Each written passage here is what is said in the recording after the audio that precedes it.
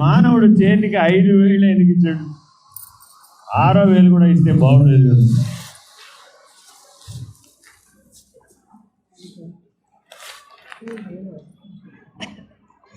ఆరో వేలు కూడా ఇస్తే బాగుండేదా? బాగలేదు. 5,000 ఎందుకు ఇచ్చాడు? వై5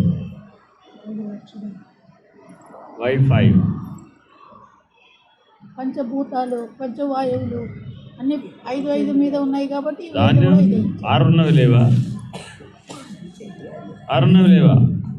6 ముఖాలు ఉన్నవాడు ఏకంగా దేవుడే. దేవుడు 6 తక్కువదేం కాదు. 7 లేవా? 7 ఋషులు, 7 అధోలోకాలు, 7 ఊర్ధ్వలోకాలు. ఒక అంకె తక్కువని ఒక అంకె ఎక్కువ అనే దృష్టితో చెప్పడానికి వీలు లేదు. ఎందుకని భగవంతుడు 5 ఇచ్చేది? కాలికైనా 5,000 ఉన్నాయి, చేతికైనా 5,000. వై? ఏ యుగంలో అయినా సరే, ఈ యుగమే కాదు, రాముడికైనా ఎన్ని ఉన్నాయి, కృష్ణుడికైనా ఉన్నాయి, అవతార పురుషుడికైనా ఎన్ని వేళ్ళు ఉన్నాయి. మానవ శరీరం అంటూ ధరిస్తే తప్పక 5 ఉన్నాయి. ఎందుకని?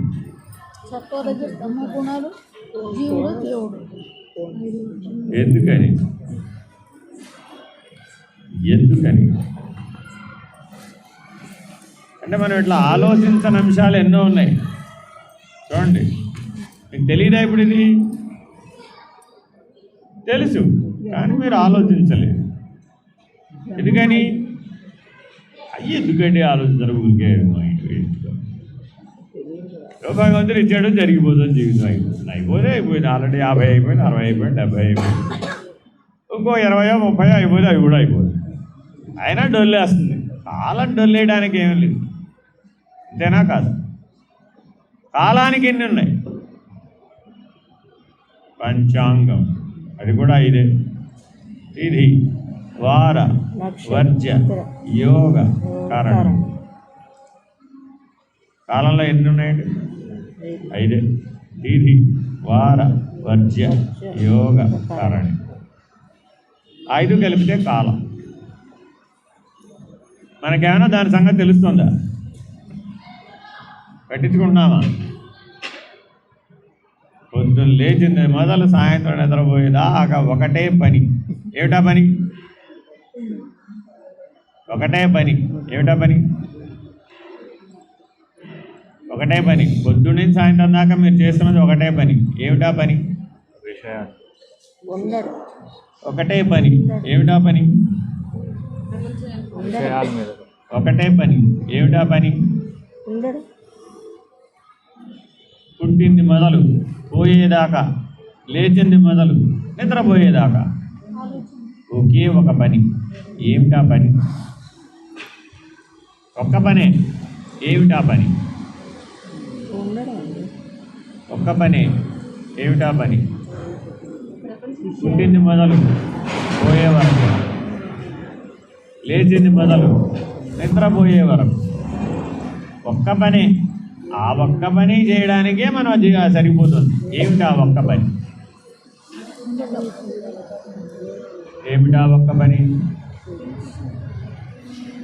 ఏమిటా ఒక్క పని? పోనీ దాని గురించి ఏమైనా ఎప్పుడన్నా పరిశీలించామా? పోనీ అది మీ స్వాధీనంలో ఉందా? ఏమో ఒకటే. ఏమనండి? ఒకటే. ఒక్క పనే చేస్తున్నావు, ఇంకే పనులు చేయడం లేదు. ఆ ఒక్క పని లేకపోతే ఏ పని లేదు. ఒక్క పని లేకపోతే మిగిలిన ఏ పని వీలు కాదు. అది ఉంటేనే నువ్వు ఉన్నట్టు, అది లేకపోతే నువ్వు లేనట్టే. అది ఉంటేనే, అది ఉన్నంతసేపే నువ్వు ఉన్నట్టు, అది లేకపోతే నువ్వు లేనట్టే. అర్థమైందండి? కానీ దాని గురించిన పరిజ్ఞానం ఏమైనా ఉందా? లేదు. మరి నీ జీవితం మొత్తానికి అదే ఆధారం. అది లేకపోతే జీవితమే లేదు. జీవితమే లేకపోతే సుఖ దుఃఖాలు ఉన్నాయంటారా? లేదు. పోనీ దాన్ని ఆ పని చేయకుండా ఆపడానికి వీలవుతుందా? వీలు కాదు. ఏమిటా పని? ఏమిటా పని? ఏమిటా పని? ఏమిటా పని? సోహం. ఏమిటా పని? సోహం. ఆ సోహం అనే పనిలో భాగం గాలి తీసుకుని విడిచిపెట్టడం. అంతేగాని గాలి తీసుకుని విడిచిపెట్టడానికి పుట్టలే మీరు దేనికోసం పుట్టారు? సోహం అనేటటువంటి పనితో పుట్టారు. ఆ పని తల్లి గర్భంలో ఉండి కూడా చేస్తున్నారు, పుట్టక ముందు నుంచి కూడా చేస్తున్నారు. అర్థమైందండి? కాబట్టి జీవితం మొత్తం మీద మానవుడు చేసే పని ఏమిటి? ఒకటే పని. ఏమిటా పని? సోహం. ఏమిటి సోహం అంటే? సోహం అనగా ఏమి? సోహం అనగా ఏమి? స అహం. ఏమిటండి అది? స అహం. ఏమో ఎలా అయినా చెప్పచ్చు అన్వయం. అర్థమైందండి? జాగ్రత్తగా గమనిస్తే అహముతో కూడి ఉండుట. స అంటే కూడి ఉండుట. దేంతో కూడి ఉండుట? అహం. అహం అంటే నేను. నేనుతో కూడి ఉండుట. ఒక్క పనే చేస్తున్నామంట, ఇంకేమీ చేయడం లేదు. ఇప్పుడు మనం నేనుతో కూడి ఉండుట అన్న పనిని ఎప్పుడన్నా గమనించే ఉంటారా? మన గమనింపులో ఉందంటారా? ఏమంటే మన గమనింపులో ఉందంటారా? లేదంటారా? ఉందా లేదా? ఉందా లేదా? సోహం మన గమనింపులో ఉందా లేదా? ఉందా లేదా? కొద్దిగా ఉందట. ఉందా లేదా? సోహం. ఏం కావాలి నాకు? మీరు కాదు, 850 కోట్ల మంది మానవులు, భూమి మీద ఉన్న సకల మానవులు కూడా పుట్టింది మొదలు పోయే వరకు, లేచింది మొదలు నిద్రపోయే వరకు ఒకే ఒక పని చేస్తున్నారు. అది లేకపోతే వాళ్ళు లేరు, వాడికి జీవితం లేదు. అది వాడి నియంత్రణలో లేదు, అది వాడి స్వాధీనంలో లేదు. అది లేకపోతే వాడే లేడు. ఏమిటది? సోహం. 2 అక్షరాలే. అదేనండి. తిరగేస్తే హంస. సోహాన్ని తిరగేస్తే ఏమిటి? హంస. జాగ్రత్తగా గమనిస్తే దేహో దేవాలయో ప్రోక్తో జీవోదేవ సనాతన త్యజేద్ అజ్ఞానమాలిన్యం సోహం భావేన పూజ. అన్ని పూజలలోకెల్లా ఉత్తమమైన పూజ ఏది? మానవులందరూ ఏదో ఒక పూజ చేస్తున్నారా, చేయడం లేదా? ఏదో ఒక రకంగా రోజునో, వారానికి ఒకసారో, నెలకు ఒకసారో, పండగ రోజునో, గుడికెళ్ళో, ఇంట్లోనో, చెట్టుకో, పుట్టకో, రాయికో, రప్పకో, ఏది లేకపోతే దీపానికో, అది లేకపోతే మనసులోనూ ఎక్కడో ఒక చోట పూజ చేస్తున్నాడా, చేయడం లేదా? చేస్తున్నాడా? ఏం పూజ చేస్తున్నాడు? ఏం పూజ చేస్తున్నాడు? ఏం పూజ చేస్తున్నాడు?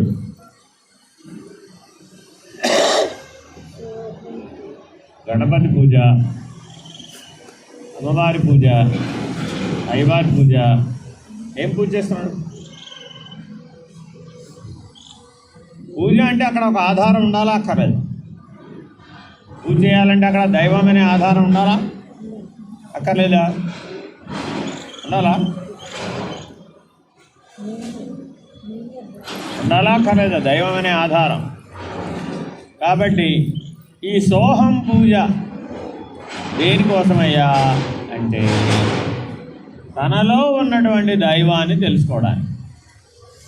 ఈ సోహం పూజ ప్రయోజనం ఏంటండి? తనలోనే ఉన్నటువంటి దైవాన్ని తెలుసుకోవడానికి ఈ సోహం పూజ ఉపయోగపడుతుంది.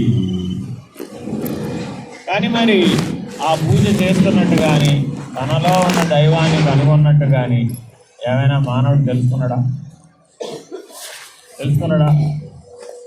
ఇప్పటి వరకు కాసేపు మనమే శాంపుల్ అనుకున్నాం. మనం ఎంతమంది ఉన్నాం? ఒక 30 మంది ఉన్నామా సుమారుగా అనుకోండి. ఇక్కడ రకరకాల వయసు వాళ్ళు ఉన్నారా లేదా? ఇక్కడ ఉన్నారుగా. 10, 20, 30, 40, 50, 60, 70, 80 దాకా ఉన్నారు. మరి ఇంత కాలగమనంలో మనం తెలిసి చేసినా తెలియక చేసినా సోహం పూజ మనలో జరుగుతూనే ఉంది. తెలిసి చేసినా తెలియక చేసినా లోపల నిరంతరాయంగా జరిగే పూజ ఏమిటయ్యా అంటే సోహం. దాని ప్రయోజనం ఏమిటి? నీలోనే ఉన్న దైవాన్ని నీవు తెలుసుకోవడం.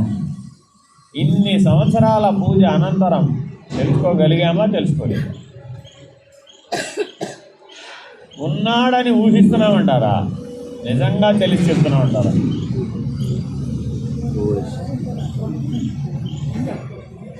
ఉన్నాడని ఊహించి చెప్తున్నామంటారా? నిజంగా తెలుసుకుని చెప్తున్నాం. తెలిసిన వారు చెప్తే ఒక అమ్మాయికి వాళ్ళ అమ్మ భగవంతుడు ఎక్కడ ఉన్నాడు అని వాళ్ళ అమ్మాయి అడిగింది. వాళ్ళ అమ్మ ఏం చెప్పింది? అమ్మ హృదయంలో భగవంతుడు ఉంటాడు అని చెప్పింది.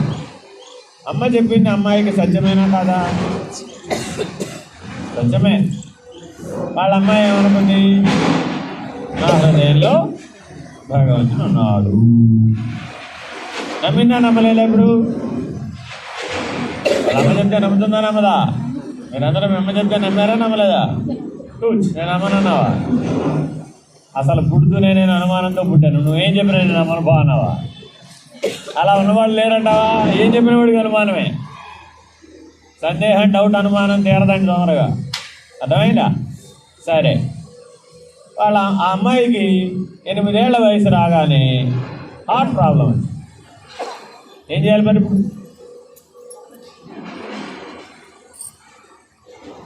ఇప్పుడు ఆ అమ్మాయికి ఏది సత్యం? హృదయంలో భగవంతుడు ఉన్నాడనే సత్యమా, నొప్పి ఉన్నదనే సత్యం? ఎలాగా? వాళ్ళ అమ్మ చెప్పింది కాబట్టి సత్యం అంటే అది పరోక్ష సత్యం. గుండెలో నొప్పి అనేది ప్రత్యక్ష సత్యం. ఈ రెండింటిలో ఏది కరెక్ట్? ప్రత్యక్షంగా కలిగినది సత్యమా, పరోక్షంగా కలిగింది సత్యమా? ప్రత్యక్ష. 8 ఏళ్ల పిల్లకి అపరోక్షానుభూతి ఎక్కడ తెచ్చేద్దాం? 80కే ఎక్కడ గడ్డి మాకు లేదు. ఏమిటో నాకు అర్థం కాదు. నేను సొల్యూషన్లన్నీ అలాగే చెప్తానండి. ఏవి సాధ్యం కాదు అవన్నీ ఆయన స్మృతిస్తూ ఉంటాయి. అనుభవంలో లేకపోయినా తల్లి చెప్పింది గట్టి నమ్మకంగా ఉంటుంది. ఈ రైట్లో ఏది సత్యం? ప్రత్యక్షం. ఏమండి, మీరే కాసేపు ఆ అమ్మాయి స్థానంలో ఉన్నారనుకోండి, చెస్ట్లో పెయిన్ వచ్చిందనుకోండి, ఇప్పుడు మీకు భగవంతుడు ఉన్నారు అనేది సత్యం అనిపిస్తుందా? చెస్ట్లో పెయిన్ సత్యం. అంతేనా? గ్యారంటీగా అంతేనా? సరే, ఆపరేషన్ చేయాలని డిసైడ్ చేసేసారు. ఆపరేషన్ టేబుల్ మీద ఎక్కించారు. మరి డాక్టర్ గారు ఆ పిల్లతో ముందు మాట్లాడతారా లేదా పేషెంట్ తోటి? ఆపరేషన్ టేబుల్ మీద ఏం చేస్తారు? ముందు పేషెంట్ కాన్షియస్లో ఉన్నాడో లేదేమో, ఏంటి సంగతి, ఎలా ఉన్నావు, ఏంటి బాగున్నావా, నీకు ఇప్పుడు ఆపరేషన్ చేయబోతున్నావు తెలుసా నీకు, ఇలా మాట్లాడతాడు కదా. ఆయన కూడా అలాగే మాట్లాడాడు. ఆ అమ్మాయి ఒక ప్రశ్న అడిగి, మీరు ఈ పని ఎప్పటి నుంచి చేస్తున్నారు?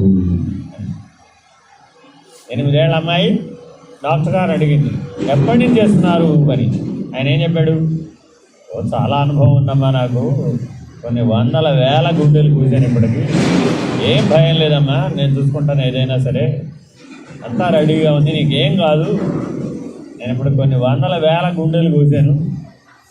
అయితే మీరు చాలామందిని చూసారా? అవన్నీ అమ్మాయికి అర్థం కాలే, ఈ కొయిటాలు గట్రా రావడమే తెలియదు. అయితే మీరు చాలా గుండెలు చూసారా? చూశానమ్మా. మా అమ్మ చెప్పింది గుండెలో దేవుడు ఉంటాడట, మీకు కనపడ్డాడా? ఏం చెప్పాలి ఇప్పుడు డాక్టర్?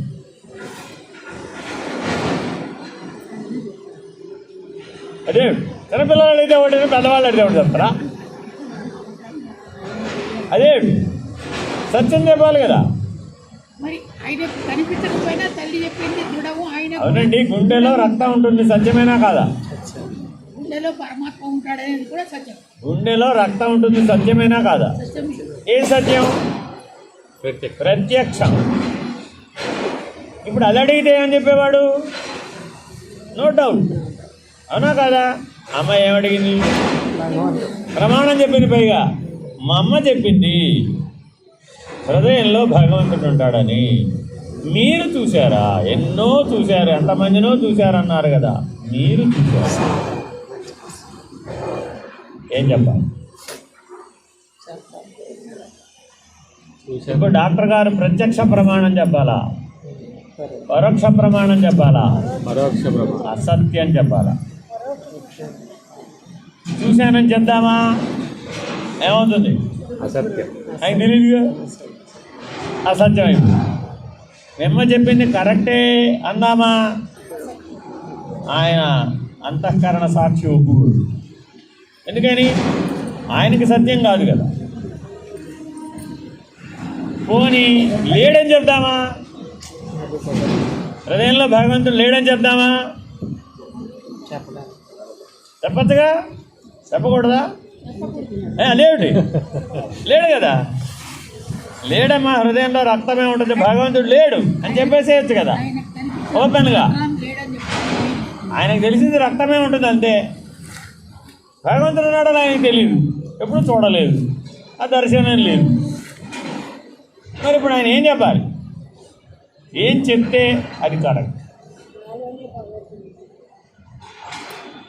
పైగా ఆయన ఇవన్నీ ఆలోచించుకునే లోపల ఆ అమ్మాయి ఇంకో బాంబు వేసి,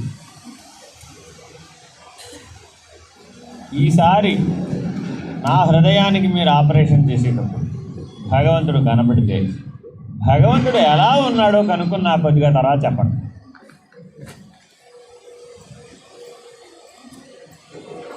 రెండో ప్రశ్న ఏమడిగింది? మొదటి ప్రశ్న ఏమడిగింది? ఎన్నిసార్లు చేశారు కదా, మీరు భగవంతుడిని చూశారా అని అడిగి, ఈ లోపల ఈయన ఆలోచించుకునేది అంతా జరగమరగా అది చెప్పాలా ఇది చెప్పాలా అనుకునే లోపల రెండో ప్రశ్న వచ్చేసింది. ఏమిటది? మీరు ఎలా అయినా ఈసారి ఆపరేషన్ చేయడానికి సిద్ధమైపోయారు కదా, ఒకసారి భగవంతుడిని ఆయన ఎలా ఉన్నాడో కనుక్కుని నాకు మళ్ళీ ఆపరేషన్ అయిపోయిన తర్వాత చెప్పండి, ఏం చేయాలి?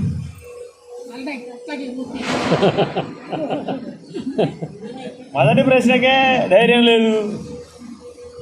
మొదటి ప్రశ్నకి ధైర్యం ఉంటేగా రెండో ప్రశ్నకి సమాధానం చెప్పేది. ఎందుకంటే మొదటి ప్రశ్న దగ్గరే మనం అక్కడ ఆగిపోయాం. ఆ డాక్టర్ ఎవరు? ఆ డాక్టర్ ఎవరు? మనమే. ఆ పేషెంట్ ఎవరు? ఆ పేషెంట్ ఎవరు? మనసే. నీ మనసు నిన్ను ప్రశ్నిస్తోంది, ఎప్పుడైనా భగవద్ దర్శనం చేసావా? చెప్పలేదు. ధైర్యం లేదు, విశ్వాసం లేదు, నిర్ణయం లేదు, సత్యంగా తెలియదు. పోనీ మనసు రెండో ఛాన్స్ ఇచ్చింది. ఏమని చెప్పింది? ఈసారి ట్రై చేయి. ఇప్పుడెప్పుడో అయిపోయిందేదో అయిపోయింది, ఇప్పుడు ట్రై చేస్తానంటున్నావు కదా, ఇప్పుడు కనుక్కో. ఇప్పుడు కనుక్కొని మళ్ళీ నాకు చెప్పు, ఉన్నాడా లేడా, ఎలా ఉన్నాడు. కాబట్టి ఇప్పుడు పేషెంట్ ఎవరు? నీ మనస్. డాక్టర్ ఎవరు? ఎన్నిసార్లు ఆపరేషన్ చేస్తున్నాడు? జీవితం ఎన్నిసార్లు చేస్తున్నాడు? పుట్టిన దగ్గర నుంచి పోయేదాకా ఏం చేస్తున్నావు నువ్వు? నీ మనస్సు. దగ్గర ఇంకేముందమ్మా? నీ జీవితం అంతా ఎవరున్నారు? నువ్వు, నీ మనస్సు. Doctor, patient. రోజు ఏం చేస్తున్నావు? Operation, heart operation. మరి ఇప్పుడు నీ మనసును ఎప్పుడైనా భగవద్ దర్శనం నేను కలిగింది అని సమాధానపరిచావా? నీ కలుగుతుందా? నీ మనసు కలుగుతుందా? భగవద్ దర్శనం నీకు కలుగుతుందా? నీ మనసు కలుగుతుందా? నీకు కలుగుతుందా, నీ మనసుకు కలుగుతుందా? మనస్సు. నీకు కలుగుతుందా, నీ మనసుకు కలుగుతుందా? అక్కడ రెండు లేవు కదా స్వామి. అదే ఇప్పుడేగా ఏం చెప్పాను, నువ్వు డాక్టరు, పేషెంట్ ఎవరు, ఆపరేషన్ చేసేది ఎవరు? నువ్వే. ప్రతిరోజు చేస్తున్నావు, నువ్వు నీ మనసుతో డీల్ చేస్తున్నావు కదా, ఏమిటది? ఆపరేషన్. మనసు నిన్ను ప్రతిసారి ఒకే ప్రశ్న అడుగుతుంది. ఏం ప్రశ్న అడుగుతుంది? భగవద్ దర్శనం అయిందా? అయితే ఎలా ఉన్నాడో చెప్పు. ఇక్కడ నువ్వు కాబట్టి మనసుకు జరుగుతుందా దర్శనం, నీకు జరుగుతుంది.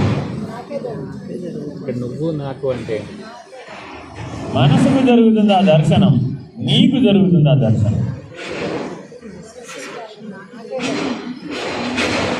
ఇప్పుడు నాకు అన్న ఎవరు? డాక్టరు పేషెంట్ ఒకడేనా? డాక్టరు పేషెంట్ ఒకటేనంట. మరి ఆపరేషన్ చేసేటప్పుడు డాక్టర్ పేషెంట్ ఒకటే. రోజు కూడా అంతే కదా,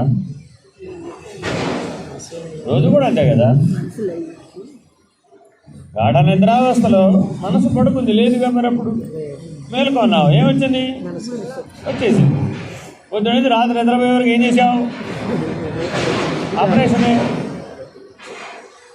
ఆపరేషనేగా చేస్తావు. మనసుతో ఆపరేషనే చేస్తున్నావు. మనసు ఎప్పుడు నేను జీవితకాలం ఒకే ప్రశ్న అడిగి, ఏం ప్రశ్న అడిగి?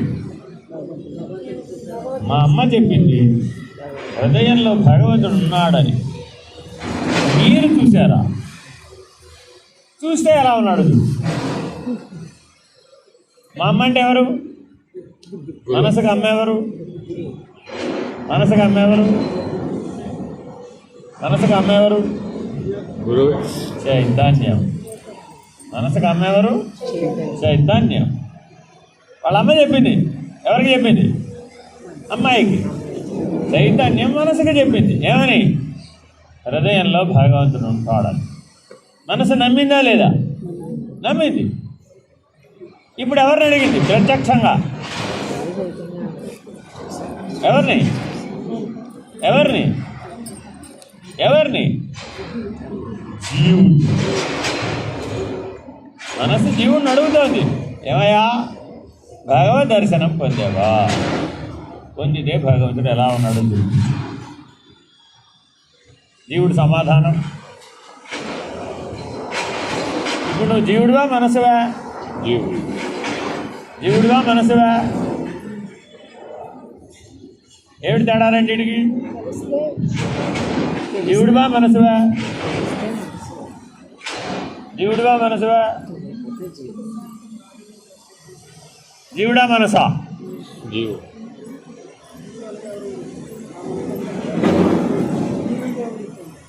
జీవుడా మనసా? జీవుడా మనసా? కోర్కెలవల నీవు చింతల చలని మాయల దెయ్యానివే మనసా, ఎగిన పతంగా నీవే. ఉన్నది వదిలేవు, లేనిది కోరేవు, ఒక పొరపాటుకు యుగములు పొగిలే. మౌనమే నీ భాషలు మనసా. కలపులు ఎన్నెన్నో కలలుగా కంటావు, కళ్ళలుగానే కన్నీరవుతావు. మౌనమే నీ భాషలు మనసా.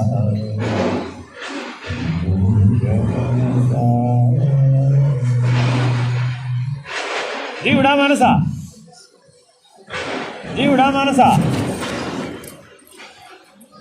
ఏమిటి తేడా? జీవుడు అంటే ఏమిటి? జీవుడు లేడు సార్. జీవుడు అంటే ఏమిటి? మనసు అంటే ఏమిటి? వాడే మనసు ఎంత ఒక కష్టం. పొద్దు నుంచి చెప్పినంత వేస్ట్ అయిపోయింది. మనసు ఒక పనిముట్టు. ఎందుకని? మీరందరూ స్ప్రింగ్ బ్యాక్ అంటే అర్థమేమి? ఇలా సాగదీశాం పొద్దు నుంచి, మధ్యలో బ్రేక్ ఇచ్చి వదిలేసాం, మళ్ళీ ఎక్కడికి వెళ్ళిపోయారు?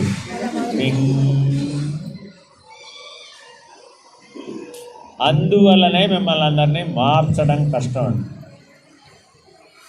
ఎందుకని? ఎన్ని సంవత్సరాలు మీరు విన్నా మారదు. ఎందుకని?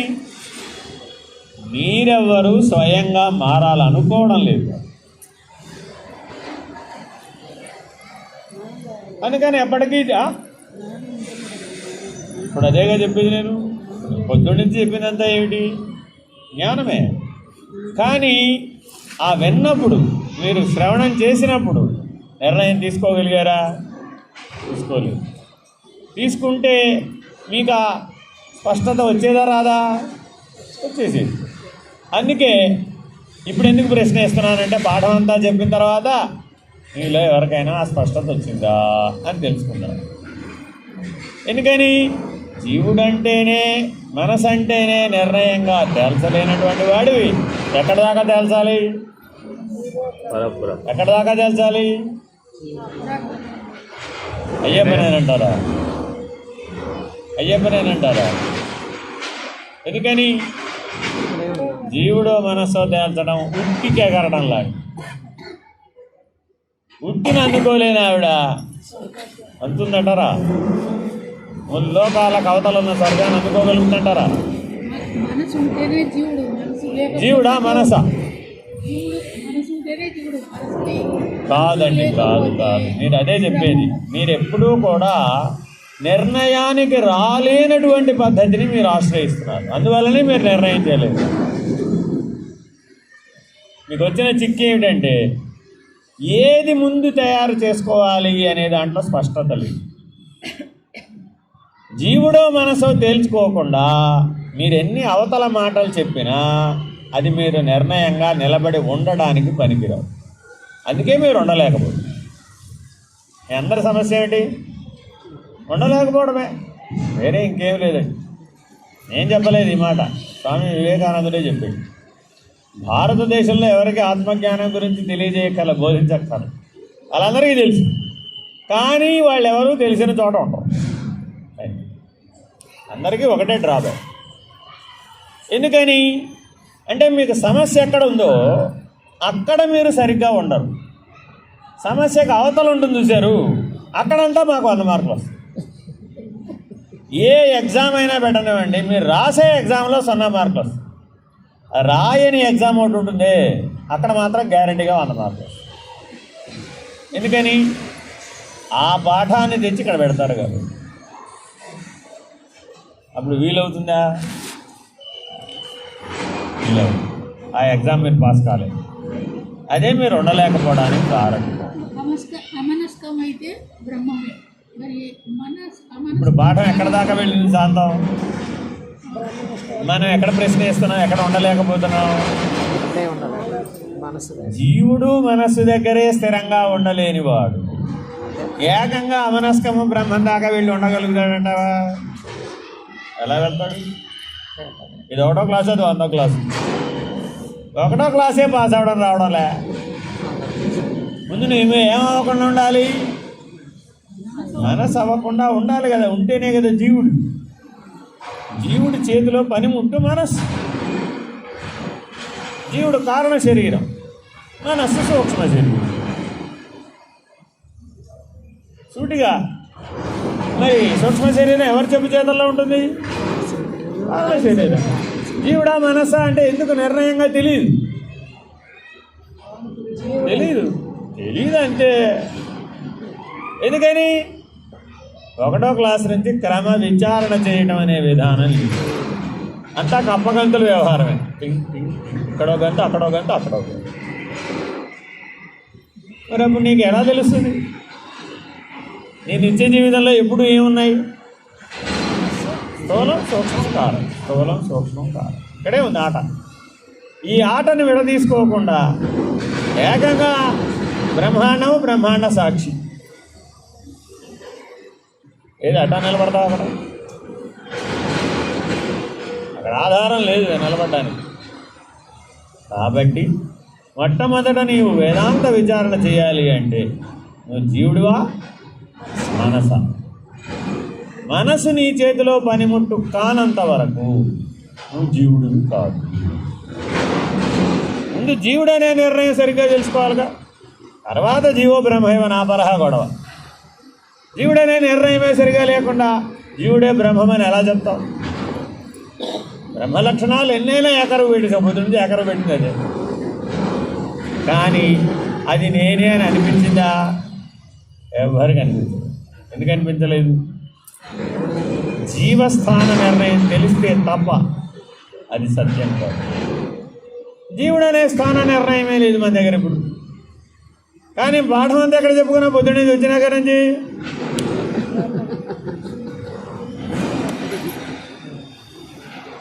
చెప్పారు దాకా పరము పరాత్పర నిర్ణయం దాకా కూడా వెళ్ళిపోయారు. ఇంకా మళ్ళీ అవతల అనడానికి చెప్పడానికి కూడా అవతల పాఠం ఏం లేదండి, అయిపోయింది. అందుకని మళ్ళీ మొదటికి వచ్చాను. ఎందుకని మిమ్మల్ని చూస్తే ఏ ఒక్కరికి ఆ మొత్తం మీద అది నేనై ఉన్నానని మీకు తోచలేదు. విన్నప్పుడు ఏమని తోచాలి మీకు? ఎక్కడో ఒక చోట అది నా గురించి చెప్తున్నాడు, అది నేనే ఉన్నాను కదా, ఆ లక్షణాలు నాకు ఉన్నాయి కదా, నా నిర్ణయం అదే కదా అని నీకు ఎవరో ఒకరికి స్ఫురించి ఉండాలి. కానీ గమనిస్తూ ఉంటే ఏ ఒక్కరికి స్ఫురించి. ఎందువల్ల? జీవుడి నుంచి పైకి విచారించాం. పొద్దున్న చేసిన ఏం చేసామండి? జీవుడి నుంచి పరబ్రహ్మం దాకా విచారించాం, పరాత్పరం దాకా కూడా విచారించాం. ముందు జీవ నిర్ణయం సరిగా లేకపోతే అదంతా కరెక్ట్ అవుతుందా? ఎట్లా అవుతుంది? అవ్వదు. కాబట్టి జీవుడు అనగా ఎవరు? ఇప్పుడు చెప్పండి. జీవుడు అనగా ఎవరు? జీవుడు అనగా ఎవరు? అందరూ చెప్పచ్చండి. మీ అందరికీ బాగా తెలిసిన సబ్జెక్ట్. బ్రహ్మం అంటే ఎవరంటే మళ్ళీ చెప్పాలంటే నానా కష్టాలు. జీవుడు అనగా ఎవరు? మీరందరూ జీవులేనా కాదా? No doubt. జీవుడు అనగా ఎవరు? జీవుడు అంటే ఎవరు? జీవుడు అంటే ఎవరు?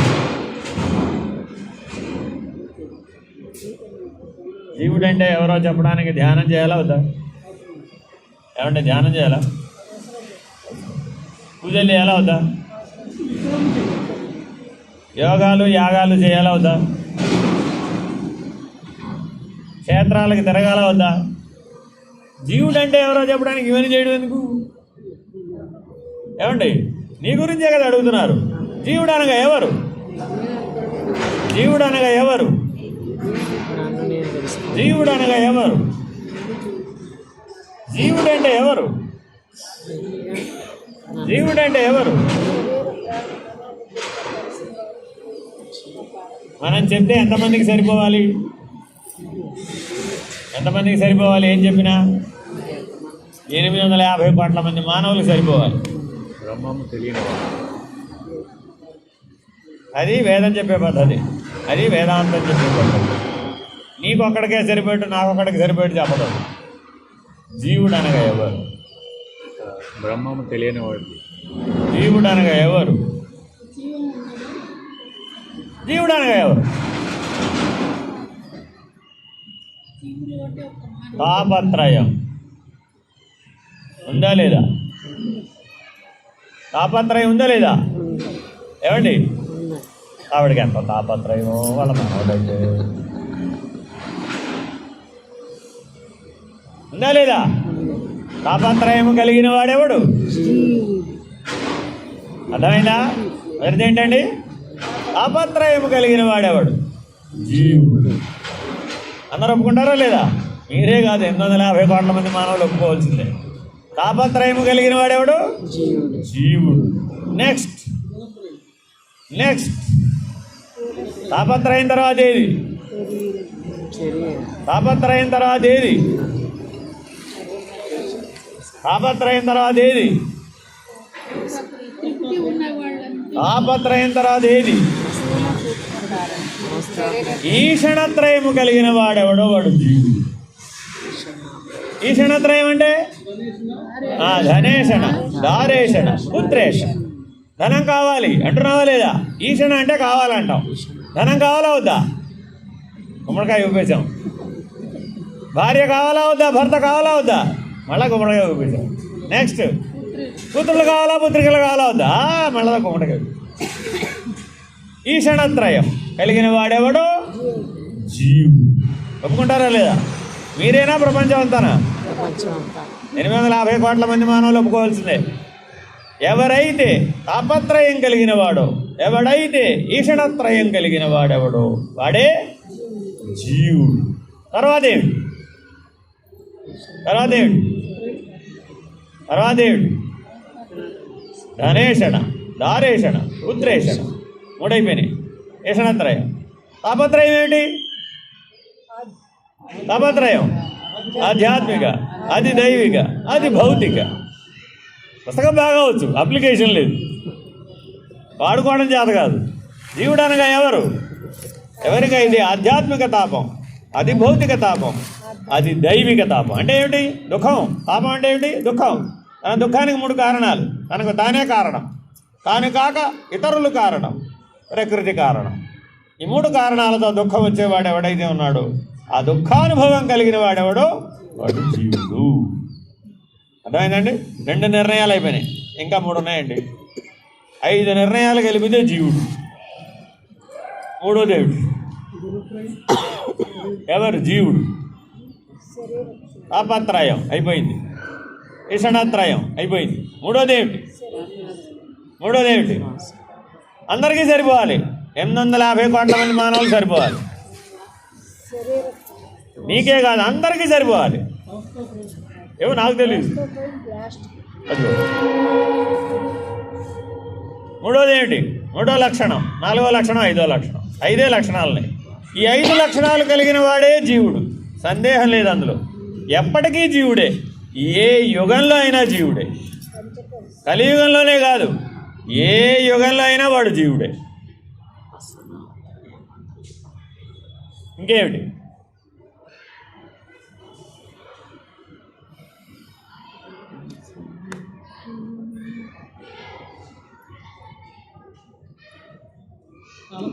ఇన్ని పుస్తకాలు చదివేశాము, ఏమిటో తిరిగేస్తాం లోపల పుస్తకాలన్నీ గిరగిర. చెప్పాలి తొందరగా.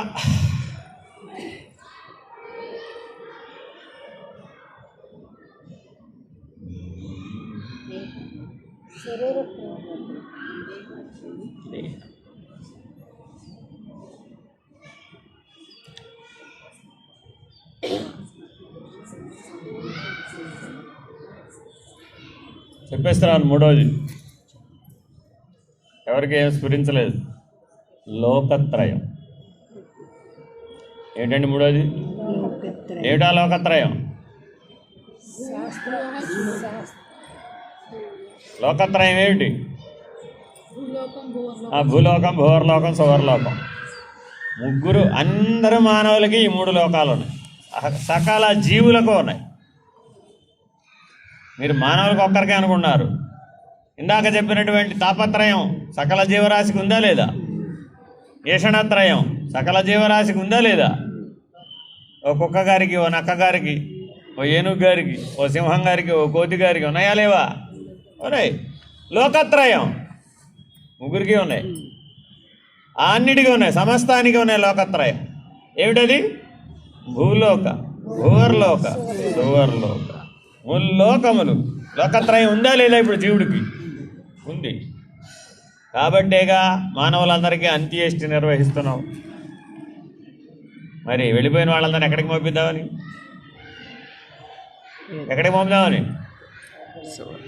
ఊర్ధ్వలోకాలకు పంపించాలనే. ఎలాగా?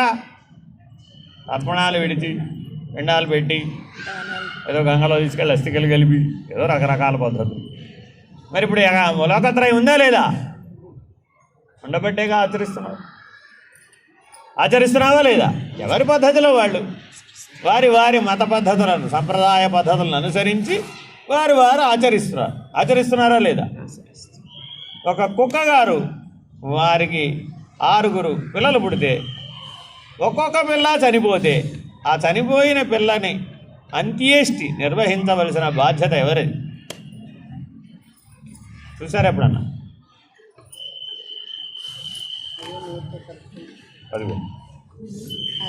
తల్లి కుక్క గారే ఆ కుక్కని నోటితో పట్టుకెళ్ళి ఇట్లా మట్టి తీసి అవి పెట్టి మళ్ళీ ఆ మట్టితో ఏ తల్లి కన్నదో అంత్యేష్టి నిర్వహణ కూడా ఆ తల్లి. ఇప్పుడు మరి సకల జీవరాశి వాటి వాటి పద్ధతిలో ఆ పార్థివ దేహానికి అంత్యక్రియ చేస్తున్నాయా, చేయడం లేదు? ఎవరు చేయమని చెప్పారు? వాటికి ఎవరు చెప్పారు చేయమని? కోతులకు ఎవరు చెప్పారు చేయమని? సకల జీవరాశికి ఉందండి ఇట్లా. అది కనాలంటే ఒక పద్ధతిలో కట్టు, కన్నది పోతే ఒక పద్ధతిలో అంత్యేష్టి నిర్వహిస్తుంది. మరి దానిలో జీవుడు లేడంటావా? ఇప్పుడు ఉండబట్టే కదా అది ఆ చివరి పనిని ముగిస్తుంది. మరి ఇప్పుడు దానికి ఆ సెన్స్ ఉన్నదా లేదా? అదే కదా జీవుడు అంటే. మరి ఇప్పుడు లోకత్రయం ఉందా లేదా? లేకపోవడం, నో డౌట్ ఇన్ ఇట్. కాబట్టి ఏమేమి ఉన్నాయి? పాపత్రయం, నిషణత్రయం, లోకత్రయం. తర్వాత రెండు చెప్పండి, చూద్దాం. తర్వాత చెప్పండి. అవస్థాత్రయం. 4వ లక్షణం ఏంటండి? అవస్థాత్రయం. ఉందా లేదా? ఉందా? ఏమిటి అవస్థాత్రయం అంటే? మెలకువాక అలా నిద్ర. ఉన్నాయా లేవా? సకల జీవరాశికి 850 కోట్ల మంది మానవులకి అవస్థాత్రయం ఉన్నవాడెవడో అయిందా? 5వ లక్షణం చెప్పండి చూద్దాం. జననం. జగజ్జీవేశ్వరత్రయం. ఏమిటండి ఇది? జగత్తు, జీవుడు, ఈశ్వరుడు అనే త్రయం. ఈ 3 ఉన్నవాడెవడో వాడు జీవుడు. ఉన్నాయా లేవా? అన్నదే జీవుడు. ఈ 5 లక్షణాలు ఉన్నవాడెవడో వాడు జీవుడు.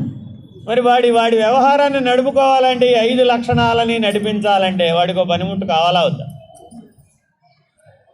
ఏ పనిముట్టు లేకుండా ఈ 5 వ్యవహారమేగా. ఈ వ్యవహారాన్ని ఎలా నిర్వహిస్తాడు? ఈ లక్షణం నీలో ఉందండి, ఈ లక్షణానికి సంబంధించిన వ్యవహారం నీకు వస్తుందా రాదా? వచ్చేస్తుంది. లక్షణాన్ని బట్టి వ్యవహారం, వ్యవహారాన్ని బట్టి క్రియ, క్రియను బట్టి ఫలం, ఫలమును బట్టి సుఖం దుఃఖం. ఇది వరుసక్రమం. ముందేముందండి మన దగ్గర? లక్షణం, లక్షణం తర్వాత వ్యవహారం, వ్యవహారం తర్వాత క్రియ, క్రియ తర్వాత ఫలం, ఫలం తర్వాత సుఖ దుఃఖాలు. ఆ సుఖ దుఃఖాలే కర్త భోక్త. ఆ సుఖ దుఃఖాలు ఎవరు అనుభవిస్తున్నారండి? కర్త భోక్త. ఎవరికయ్యా సుఖం? ఎవరికి సుఖం?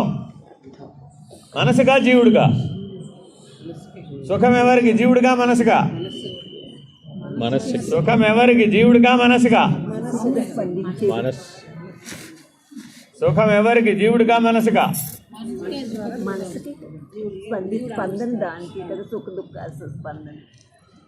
సుఖం జీవుడుగా మనసుగా? మనస్సు.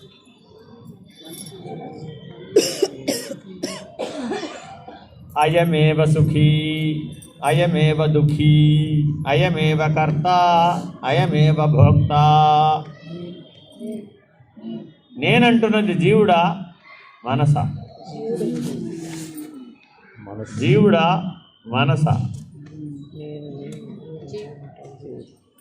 మనసుకి నేను అనగలిగే శక్తి లేదుగా, అది జడం, పనిముట్టు. మనసు జడమండి, పనిముట్టు. నేనెలా అంటున్నది? అనలేదు, జీవుడే. కాబట్టి సుఖం ఎవరికి? జీవుడికే. దుఃఖం ఎవరికి? కర్త ఎవరు? భోక్త ఎవరు?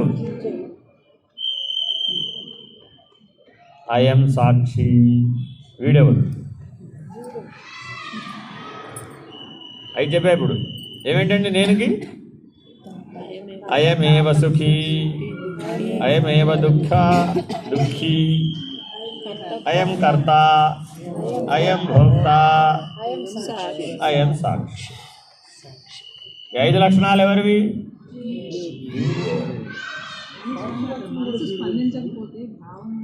పనిముట్టది. ఈ మైక్ పనిచేస్తే నువ్వు ఉన్నావా, లేకపోతే లేవా? మనసు కేవలం మైక్ అంతే. ఈ మైక్ ఉపయోగించుకొని నువ్వు ముగ్గురికి వినపడేది 30 మందికి వినపడేది చెప్పచ్చు. జీవుడిది కదా, సకల భావములు జీవుడివే. ఎందుకని? నీకు తాపత్రయం ఉంది, విషణత్రయం ఉంది, లోకత్రయం ఉంది, అవస్థాత్రయం ఉంది, జగజ్జీవేశ్వరత్రయం అనే భేదభావం.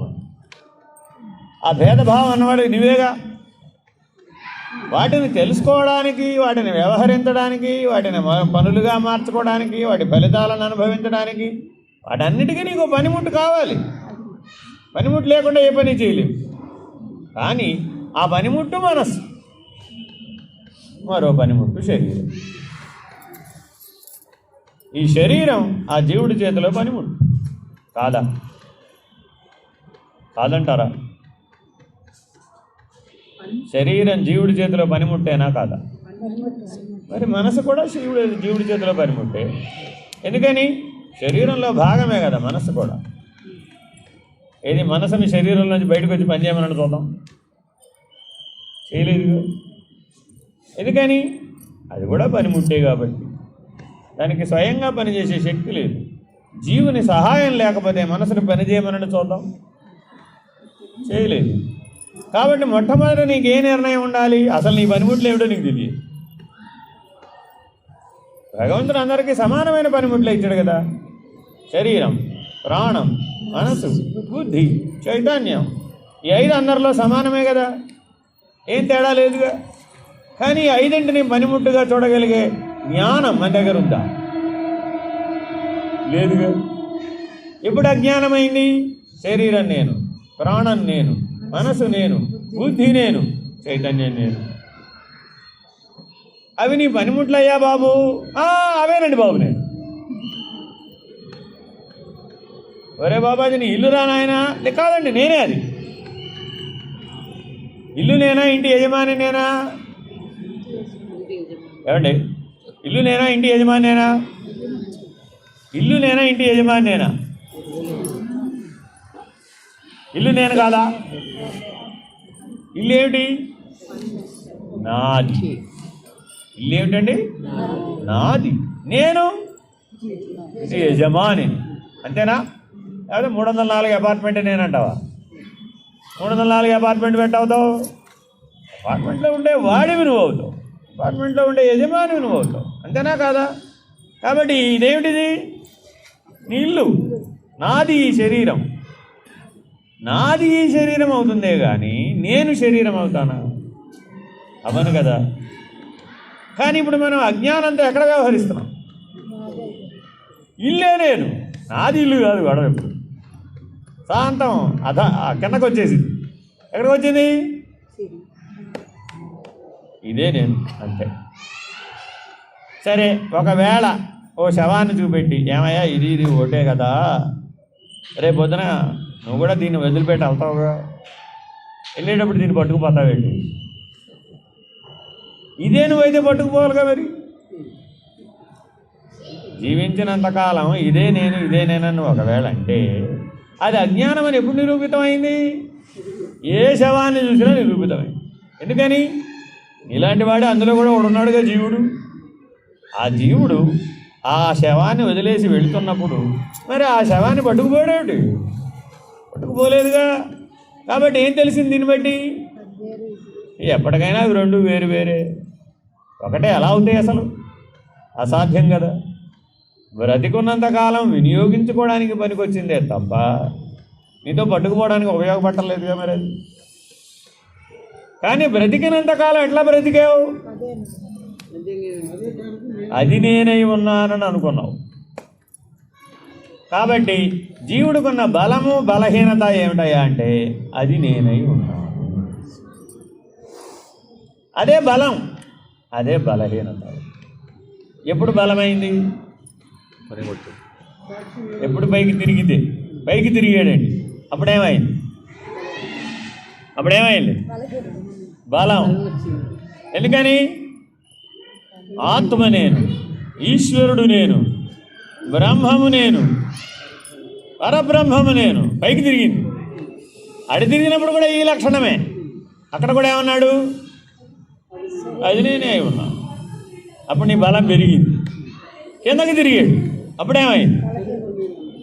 శరీరం నేను, ప్రాణం నేను, మనసు నేను, బుద్ధి నేను, చైతన్యం నేను. కనీసం చైతన్యం నేను అనొచ్చు కదా. మన తెలివితేటలు. ఇప్పుడు అర్జెంటుగా బ్రహ్మమో పరబ్రహ్మమో నేనని అనకపోయినా ఏమనొచ్చు? కనీసం చైతన్యం నేను అనొచ్చు కదా. అప్పుడు ఇబ్బంది ఏమైనా ఉందా? కానీ ఏమంటున్నాడు?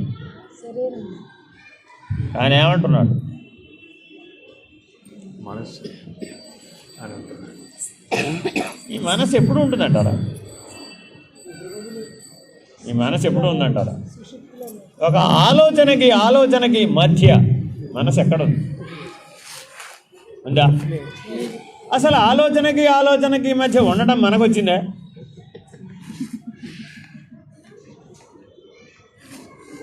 ఆలోచనలో కూడా కొట్టుకుపోవడం వచ్చిందా?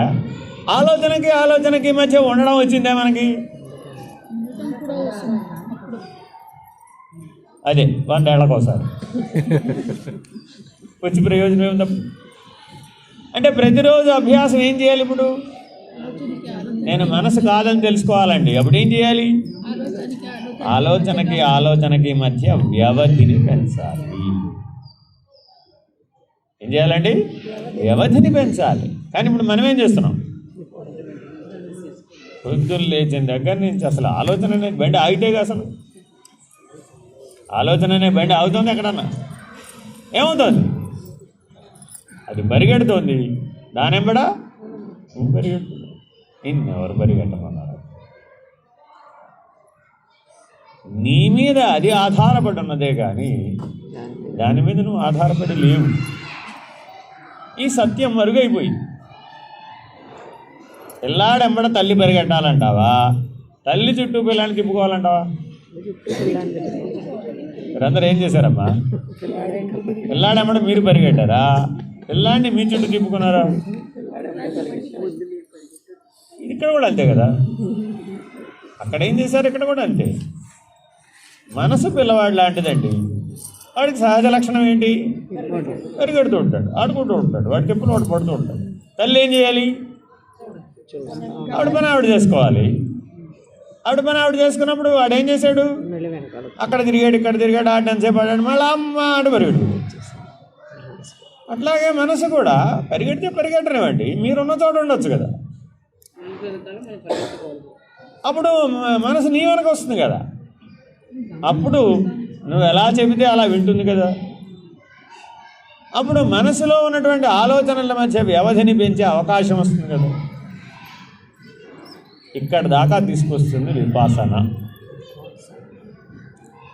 విపసనకి వెళ్ళిన వాళ్ళందరికీ ఏం జరుగుతుందయ్యా అంటే ఆలోచనకి మధ్య వ్యవధానం ఎడం చేసుకోవడం ఎట్లాగా అంతవరకే చెప్పాడు. అంతే, తర్వాత చెప్పలే. మీరు వారం ఉన్నా చెప్పరు, నెల ఉన్నా చెప్పరు, సంవత్సరం ఉన్నా చెప్పరు. ఎందుకని? వాళ్ళ దగ్గర అంతవరకే ఉంది. ఆ స్కూల్ అంతవరకే. అక్కడి నుంచి రావాలంటే ఎక్కడికి రావాలి మరి? నెక్స్ట్ అద్వైతం స్కూల్కి రావాల్సిందే. ఇక్కడికి రాకపోతే కుదరదు. చాలా జాగ్రత్తగా. అందుకని మానవుడు ఏం చేయాలండి? ఆలోచనారాహిత్యం సంపాదించాలంటే అసలు మొదట ఏముండాలి? ఆలోచనకి మధ్య వ్యవధిని పెంచాలి.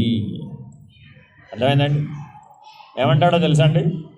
రోజుకు ఒక ఆలోచన చేయడం వచ్చిన నాడు నీకు ఆలోచనారాహిత్యం సిద్ధిస్తుంది.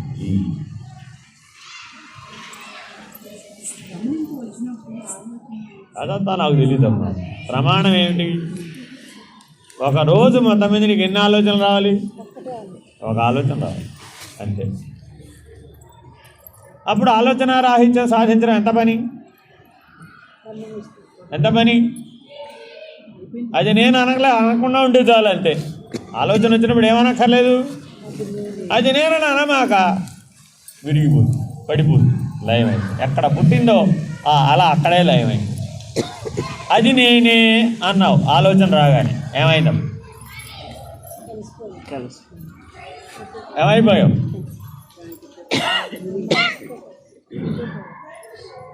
ఇక్కడి నుంచి విజయవాడ వెళ్ళాలంటే ఫ్లైట్ ఎక్కితే బాగుంటుంది అంటారా, కార్లో వెళితే బాగుంటుంది అంటారా, ట్రైన్లో వెళితే బాగుంటుంది అంటారా, నడిచి వెళ్తే బాగుంటుంది అంటారా? ఇక్కడ అదృశ్యమై అక్కడ ప్రత్యక్షం అయితే బాగుంటుంది.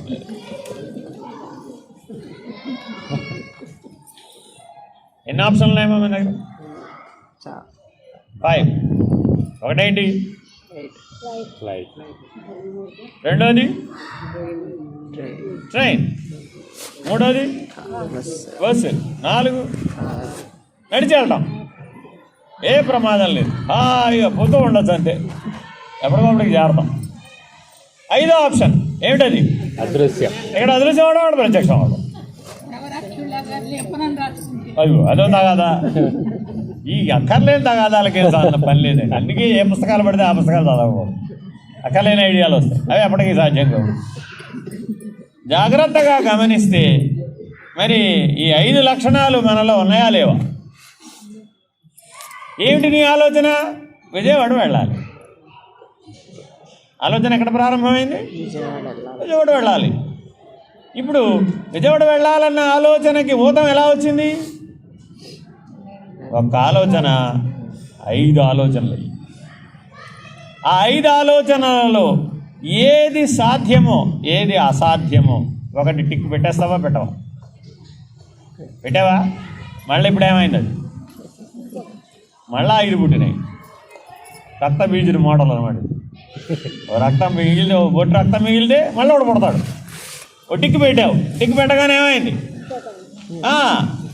అయితే ఆ మార్గంలో ఎలా వెళ్ళాలి, ఎక్కడికి వెళ్ళాలి, ఎలా వెళ్ళాలి, టికెట్ ఎలా వస్తుంది, నాతో పాటు ఎవడన్నా వచ్చేవాడు ఉన్నాడా?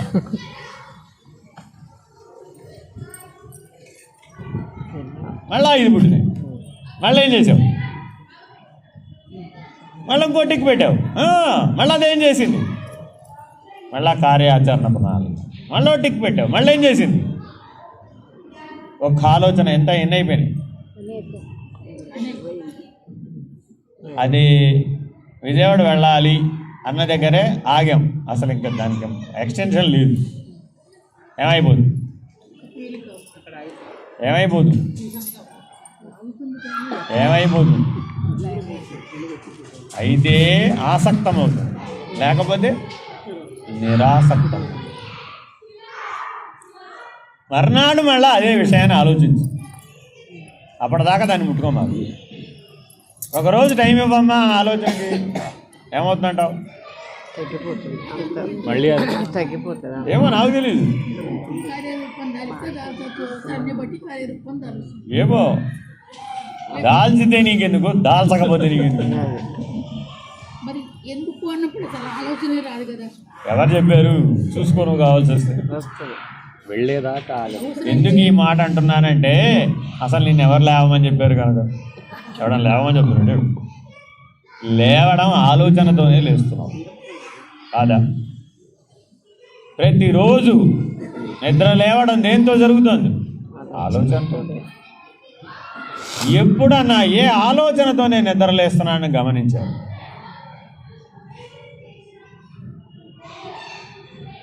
అప్పుడు ఏ భావంతో లేచావు? అప్పుడే భావంతో లేచు. రోజు ఒకే భావంతో లేవచ్చా లేవకూడదు? నీ చేతిలోనే ఉందంట. నీ చేతిలోనే ఉందంట. నీ చేతిలోనే ఉందంట. రోజు ఒకే భావంతో లేవాలండి. రోజు ఒకే భావంతో లేవాలి. సాధ్యమా అసాధ్యం? సాధ్యం. సాధ్యం. సాధ్యం. సాధ్యం. సాధ్యమా అసాధ్యం? సాధ్యం. ఎప్పుడు? ఎప్పుడు? ఎప్పుడు? మీ ఆయన మీ ఇంట్లోనే ఉంటాడా, ఎక్కడన్నా వేరే దగ్గర ఉంటాడు? సాక్షిగా. ఏమంటే ఎక్కడ ఉంటాడు మీ ఆయన? ఇంట్లోనేనా? మీ ఆయన గురించి రోజు ఆలోచిస్తూ లేవచ్చుగా. ట్రై చేశారు ఎప్పుడన్నా? రోజు మీ ఆయన గురించి ఆలోచిస్తూ లేవాలండి. సాధ్యమా అసాధ్యమా? అదంతా నాకెందుకండి, నాకు ఆ ఈశ్వరుడు ఎవడో నాకు తెలియదు. కళ్ళెదురకుండా ఉన్నవాడు మీ ఆయన. మీ ఆయన గురించి ఆలోచిస్తూ లేవగలరా లేవలేరా? రోజు కంటిన్యూస్గా 365 రోజులు మీ ఆయన గురించే ఆలోచిస్తూ లేవగలవా లేవలేవా? ఆసక్తి ఉంటుందా? లేవచ్చా లేవలేవా? రావచ్చు. ఎప్పుడు ఆసక్తి ఎప్పుడు ఎప్పుడు అదే ఆలోచన ఎప్పుడు నిరంతరంగా ఆయన గురించి ఎప్పుడు ఆలోచన. లేవగలవు? ఎప్పుడు లేవగలవు? ఎప్పుడు లేవగలవు? మనసు నేను కాదనుకున్నాను. మనసు నేను అన్నావు అనుకోండి, మనసుకున్న లక్షణం ఏమిటి? అనేకత్వం. మనసుకున్న లక్షణం ఏంటండి? అనేకత్వం. అది పొరపాటును కూడా ఒకే ఆలోచనతో ఒకే భావంతో నిన్ను ఉండనివ్వదు, తాను ఉండదు. అది ఉండనివ్వదు, ఉండదు. మీరందరూ వంట చేయబెట్టిప్పటికి ఎన్ని ఏళ్ళైంది? 5, 10, 20, 30, 40, 50, 60, 70, 80 దాకా కూడా అయి ఉండొచ్చు కదా. రోజు ఒకే వంట చేశారా? అదేంటమ్మా అదేంటమ్మా ఎవరు ఒప్పుకోలేదు? ఎవరు ఒప్పుకోలేదు? వంకాయలు ఒప్పుకోలేదా? బీరకాయలు ఒప్పుకోలేదా? దొండకాయలు ఒప్పుకోలేదా? ఇంట్లో వాళ్ళు కూడా ఎందుకు ఒప్పుకోలేదు? ఆలోచించండి. మీరు ఒప్పుకోలేదా? మీ మనసు ఒప్పుకోలేదు. మీరు ఒప్పుకోలేదా? మీ మనసు ఒప్పుకోలేదా? ప్రశ్న సూటిగా ఉందండి. మీరు ఒప్పుకోలేదా? మీ మనసు ఒప్పుకోలేదా? మేమే ఒప్పుకోలేదు. మీరు ఒప్పుకోలేదా? మీ మనసు ఒప్పుకోలేదు. అదంతా నాకు తెలియదు. ఒప్పుకొని వాడు ఒకడు ఉన్నాడా లేదా? ప్రతిరోజు మీరు వంట వండుతున్నారండి. రోజు ఒకే వంట వండడానికి నిర్ణయం తీసుకున్నారండి. తీసుకుంటే ఒకడు ఒప్పుకోవట్లేదండి. ఎవడు వాడు ఒప్పుకోలేదు? ఒప్పుకొని వాడెవడు? ఒప్పుకొని వాడెవడు? ఒప్పుకొని వాడెవడు? ఒప్పుకోని వాడెవడు? ఒప్పుకోని వాడెవడు? మనసు వల్ల జీవుడు ఒప్పుకో. ఇది రోజు మీ అనుభవంలో ఉన్నా మీరు ఎప్పుడన్నా విచారణ చేస్తున్నారా? ఎందుకు చేయలేదు? చెయ్యాలా వద్దా? సరే, రోజు ఒకే చీర కట్టారా? ఎప్పుడన్నా ఒకే బట్టలు వేసుకున్నారా?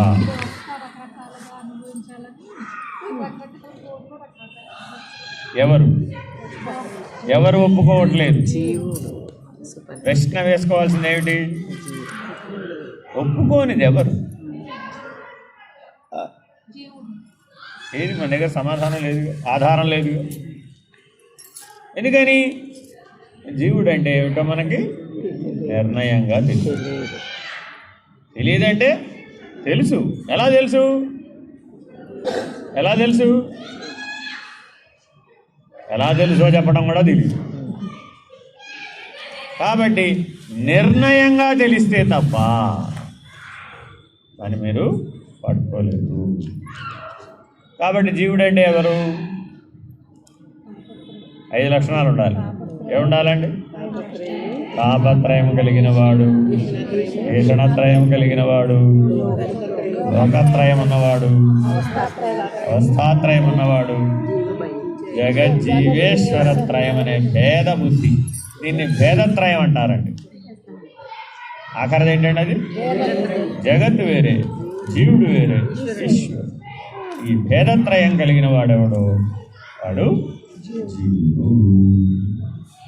చూసుకోండి, మీ ఈ 5 ఎన్ని రకాలుగా ప్రతిబింబిస్తున్నాయో మీ నిత్య జీవితంలో. రోజు ఒకే దేవుడిని పూజించాలంటారా? ఏ రోజు దేవుడు ఆ రోజే ఉండాలి. ఏమండి ఎందుకని అట్లాగా మీ ఇంట్లో అన్ని దేవుడి బొమ్మలు ఉంటాయంటారా, ఉండాలంటారా? ఒక్క దేవుడి బొమ్మే ఉండాలి?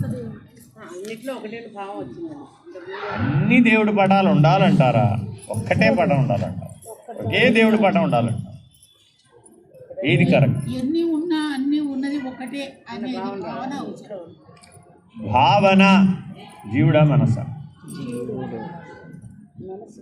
భావన జీవుడా మనసా? జీవుడు మనసు లేదుగా, అది జడం కదా. భావన జీవుడా మనసా? మనసు వల్ల భావం. భావన జీవుడా మనసా? జీవభావం, ఆత్మభావం, బ్రహ్మభావం అంటున్నాం. కాబట్టి భావం ఎవరిప్పుడు? భావం ఎవరిప్పుడు?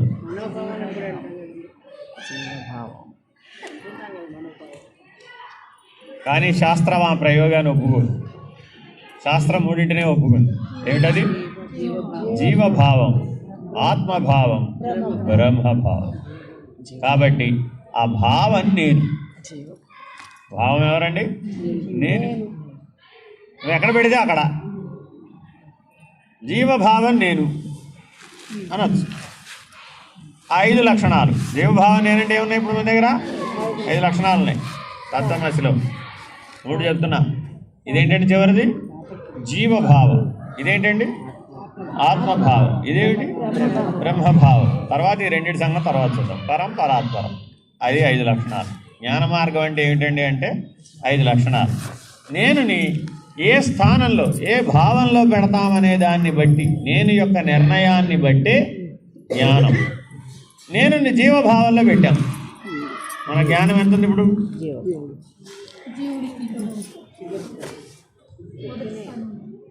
చిటికెన వేలంతా అంతే నీ జ్ఞానం. దీనికి ఏమని పేరు? కనిష్ఠికం, అంటే లీస్ట్ జ్ఞానం. జ్ఞానంలో ఆఖరి దశ ఏమిటది? కనిష్ఠికం అంటే అంతకంటే తక్కువ లేదు ఇక. అందుకే భగవంతుడు 6,000 ఇవ్వలేదు. ఇచ్చి ఉంటే మనం ఏం చేసి ఉండేవాళ్ళం? అది కూడా ఆప్షన్ వాడుకునేవాడు. అందుకని 6,000 చిటికిన వేలలో సగమే ఉంటుంది. దీని అంత ఉండదండి. ఒకవేళ ఉన్నవాడికి కూడా అటున్నా ఇటున్నా ఎక్కడ ఉంటుందండి? ఎందుకని? అంతకంటే తక్కువ. కాబట్టి జీవభావం కనిష్ఠిక జ్ఞానం, ఆఖరి జ్ఞానం, అత్యంత తక్కువ జ్ఞానం అంటే ఏదైనా ఒకటి ఉందంటే అదేమిటండి? అది జీవభావం. దానికంటే పవిత్రం. రెండో దాని పేరేమిటండి? దీని పేరేమిటి? దీని పేరేమిటి? అనామిక. అనామిక అంటే వేరే లేదట, గొడవ లేదు. ఎందుకని? ఆత్మభావం. ఆత్మకు పేరు లేదండి బాబు. అందుకని ఇది పవిత్రం. అందుకని దర్భ దీనికి ధరించాలి. అందుకని దీనికి ఉంగరం ధరించాలి. పవిత్రం. ఎందుకని? అనామిక, ఆత్మభావన. అందుకని అది పవిత్రం. సదా ఆత్మభావంలో ఉన్నాడు. మరి సరిపోతుందిగా? సరిపోతుందా? సరిపోదా? అదుకు ఎందుకు? పూర్ణం కాదు కాబట్టి. అప్పటికింకా పూర్ణం కాలేదు కాబట్టి ఇక్కడికి ఎక్కాం. దీని పేరేమిటి? దీని పేరేమిటి అంటే అర్థమేమిటి? ఎందుకు మధ్యమ? అనామిక. దీని పేరేమిటి? మధ్యమేనా దీని పేరు? ఎందుకు మధ్యమ? తర్జని, మధ్యమ, అనామిక, కనిష్ఠిక, అంగుష్ట. అంతే కదా? మధ్యమిక ఎందుకని? త్రాసులో సగం సగం ఉందట. అంటే అటు పరబ్రహ్మము వైపు చూడాలన్నా ఇది కావాలి, ఇటు కిందకి తిరిగి ఆత్మ జీవుడి వైపు చూడాలన్నా ఇది ఉంటుంది మధ్యలో. అర్థమైందండి? ఆ బ్రహ్మము అన్న నిర్ణయమే వెరీ వెరీ ఇంపార్టెంట్. అటు పైకి వెళ్ళాలన్నా ఇటు కిందకి రావాలన్నా. కాబట్టి జ్ఞానం ఎన్ని స్థాయిలో ఉండొచ్చు? జీవుడుగా జ్ఞానంగా ఉండొచ్చు, ఆత్మజ్ఞానంతో ఉండొచ్చు, బ్రహ్మజ్ఞానంతో ఉండొచ్చు. జీవుడు అనే జ్ఞానం అంటే ఏమిటి? తాపత్రయం, ఈషణత్రయం, లోకత్రయం, అవస్థాత్రయం, భేదత్రయం. ఈ 5 లక్షణాలతో కూడితే ఏమిటది? జీవుడనే జ్ఞానం. ఆత్మ అనే జ్ఞానం అంటే ఆత్మ అంటే ఏమనాలి? సత్, చైతన్య, జ్ఞాన, ప్రకాశ, ఆనంద. ఆ 5 లక్షణాలతో కూడినటువంటి జ్ఞానం ఉంటే ఆ జ్ఞానం పేరేమిటి? ఆత్మజ్ఞానం. అర్థమైందండి? అప్పుడు బ్రహ్మం అంటే ఏమిటి? మూడోది బ్రహ్మం అంటే ఏమిటి? అజం, అవ్యయం, అప్రమేయం. అజం, అవ్యయం, అప్రమేయం. ఇంకా 2 చెప్పాలి. ఏమిటో ప్రతి వాళ్ళకి పిహెచ్డి వచ్చేసినట్టే ఫీల్ అయిపోతుంది. 30 ఏళ్ళ నుంచి చదువుతున్నామండి, 3 ఏళ్ల నుంచి చదువుతున్నామండి, 15 ఏళ్ళ నుంచి అభ్యాసం చేసామండి. బ్రహ్మ యొక్క లక్షణాలు ఏమిటి? అన్నీ ఆకారం మీదే ఉంటాయి. ఏదో ఎన్నైనా చెప్పచ్చు. అజం, అప్రమేయం, అవ్యయం, అనంతం, అనాది, అద్వయం, ఇలా ఎన్నైనా చెప్పచ్చు. బ్రహ్మకు అనంత లక్షణాలు ఉన్నాయి. మరి ఈ లక్షణాలన్నీ ఉంటే ఆ జ్ఞానం ఏమిటి? బ్రహ్మజ్ఞానం. కానీ దీనికి దేని తగిలించాలి? ఈ మూడిటికి ఓ దాన్ని తగిలించాలి. ఓ దాన్ని తగిలిస్తేనే అది నీవు సొంతం అవుతుంది, లేకపోతే అవదు. ఆ నేను తగిలించాలి. Very very important. నేను జీవభావంతో తగిలించాం, ఏమైపోయింది? నేనుని పట్టుకెళ్ళి ఆత్మభావంతో తగిలించాం, నేనుని పట్టుకెళ్ళి బ్రహ్మభావంతో తగిలించాం. కాబట్టి సాధన రోజు ఏం చేయాలి? నేనుని కింద వైపుకు చూసి శరీరానికి, ప్రాణానికి, మనస్సుకి, బుద్ధికి తగిలించాలా? జీవుడన్నా చైతన్యమే, ఆత్మన్నా చైతన్యమే, బ్రహ్మమన్నా చైతన్యమే. పరిధి తేడా అంటే చైతన్యం నేనుగా నిలబడి జీవుడు నేను, ఆత్మ నేను, బ్రహ్మము నేను అని పరిణామం చెందటం కరెక్టా? కిందకు తిరిగి శరీరం నేను, ప్రాణం నేను, మనసు నేను, బుద్ధి నేను అని జీవించడం కరెక్టా? ఎవరు నిర్ణయం తీసుకోవాలి? ఎవరి కోసం తీసుకోవాలి? ఎవరి కోసం తీసుకోవాలి? ఎందుకు తీసుకోవాలి? ఎందుకు తీసుకోవాలి? ఎందుకు తీసుకోవాలి? ఎందుకు తీసుకోవాలి? ఎందుకు నేను ఆత్మస్వరూపుడు అనే భావాన్ని స్వీకరించాలి? ఎందుకు నేను బ్రహ్మస్వరూపుడు అనే భావాన్ని స్వీకరించాలి? ఎందుకు? సత్యం. ఎందుకు? దుఃఖరాహిత్యం, వాసనారాహిత్యం, బంధరాహిత్యం, జన్మరాహిత్యం సాధించాలి అంటే నీవు శరీరం నేనుగా, ప్రాణం నేనుగా, మనసు నేనుగా, బుద్ధి నేనుగా ఉన్నంతకాలం సాధ్యపడదు. నీ లక్ష్యం దుఃఖరాహిత్యమే గనకైతే, నీ లక్ష్యం వాసనారాహిత్యమే గనకైతే, నీ లక్ష్యం బంధరాహిత్యమే గనకైతే, నీ లక్ష్యం జన్మరాహిత్యమే గనక అయితే నీవు తప్పక దేన్ని నిరసించాలి? శరీరం నేను కాదు, ప్రాణం నేను కాదు, మనసు నేను కాదు, బుద్ధి నేను కాదు, చైతన్యం నేను. ఆ చైతన్యం వాళ్ళ జీవ చైతన్యమా, ఆత్మ చైతన్యమా, బ్రహ్మమా?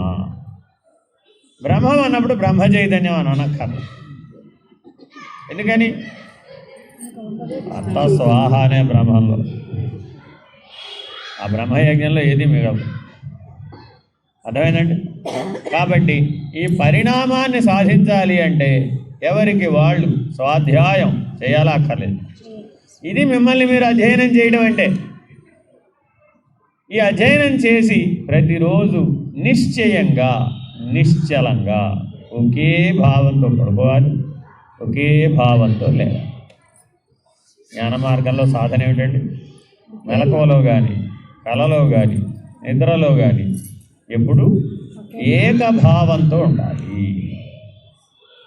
జీవభావమే పెట్టుకుంటే జీవ లక్షణాలతో, ఆత్మభావాన్ని పెట్టుకుంటే ఆత్మ లక్షణాలతో, బ్రహ్మభావాన్ని పెట్టుకుంటే బ్రహ్మ లక్షణాలు.